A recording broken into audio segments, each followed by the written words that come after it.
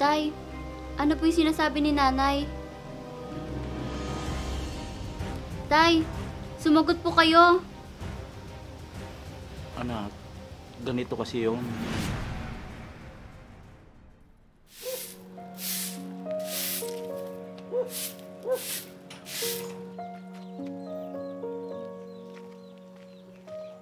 Mitch!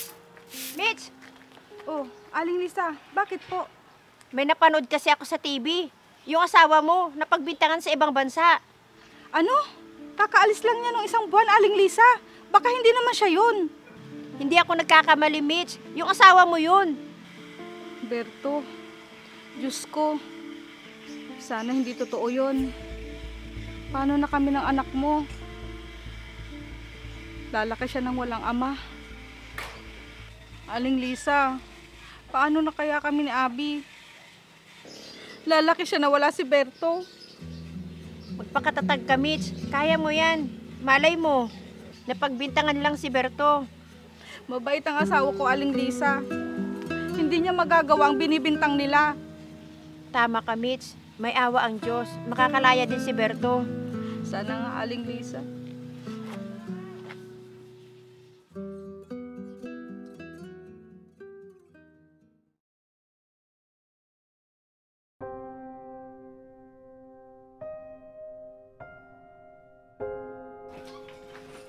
Nay?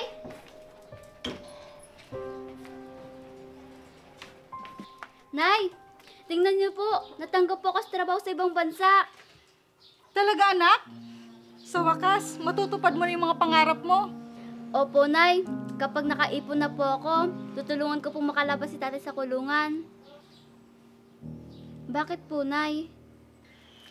Ayaw niyo bang makasama si tatay? Ilang taon na wala siya. At ako lang ang tanging bumuhay at nagpaaral sa'yo. Tapos, ang tatay mo pang inaalala mo? Nay, akala ko po ba sabik ka na pong makasama natin siya? Noon yun, Abby. Dahil hindi ko pa napapatunayan na wala siyang kasalanan sa nangyari. Nay, kaya nga po ako gagawa ng paraan para mapatunayan po natin na wala siyang kasalanan. Ikaw ang bahala, Abby. Kung gusto mo pang makasama ang tatay mo.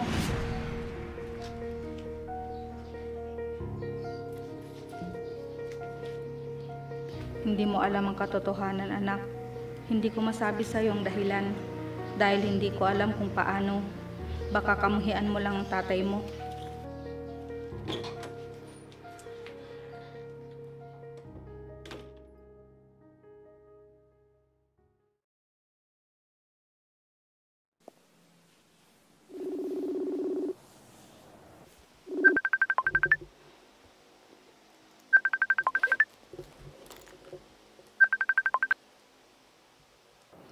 Hello, Abby anak.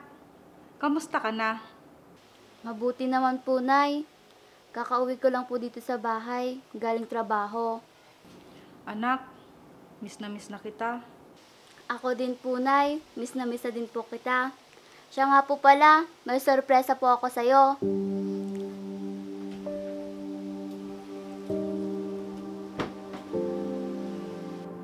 Ano naman yun, anak? Hello, Mitch. Kumusta ka na? Berto, kailan ka pa nakalaya? Ngayon lang, Mitch. Tinulungan ako ng anak natin para makalaya.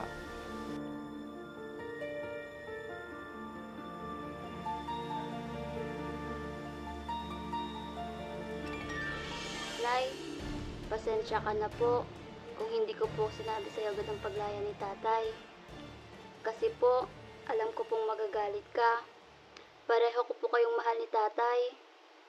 Kaya gusto ko pong magkasama tayong muli. Anak, hindi naman ako galit sa'yo. Diyan sa tatay mo ako nagagalit.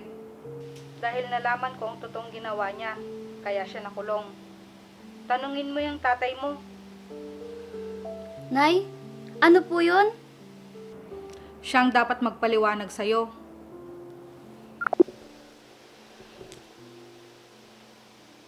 Tay, ano po yung sinasabi ni nanay? Tay, Sumagot po kayo. Anak, ganito kasi yun.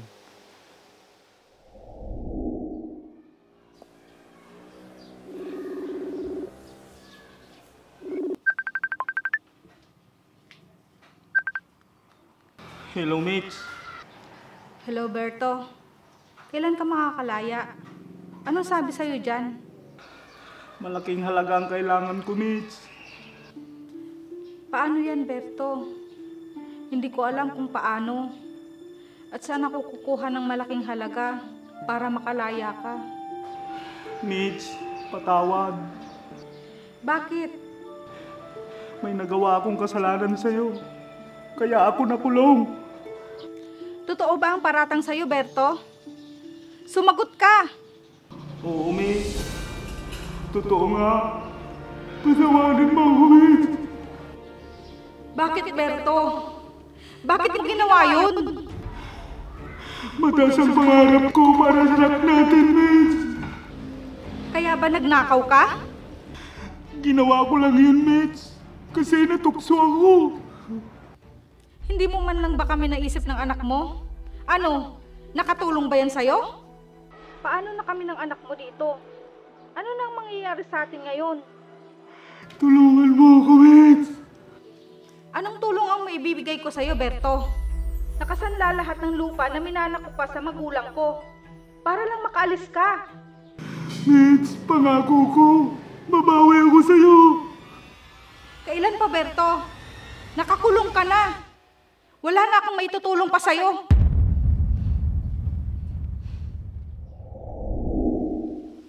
Kaya naman po pala galit sa'yo si nanay.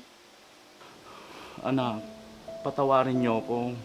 Hindi ko naisip na masisira ang buhay ko dahil sa ginawa ko. Tay, sana naman ngayon, alam niyo na po ang balik sa'yo ng ginawa niyo. Oo, napagdusaan ko na ng maraming taon, anak. Natuto na ako. Lalo na nung nasa kulungan ako. Sobrang nagsisisi ako. Mabuti na lang dininig ng Diyos ang panalangin ko na makasama kitang muli at sana pati ang nanay mo. Tay, wala pong imposible. Hayaan niyo po, gagawa po ako ng paraan para makasama natin dito si nanay. Napakaswerte naman namin sa'yo, anak. Maganda ang pagpapalaki sa'yo ng nanay mo. Kahit wala ako, napalaki ka niya na mapagmahal at may malasakit sa magulang.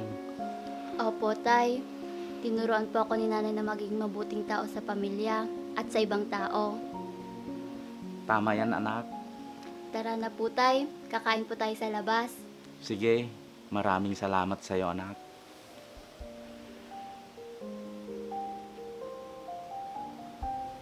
Tara na po.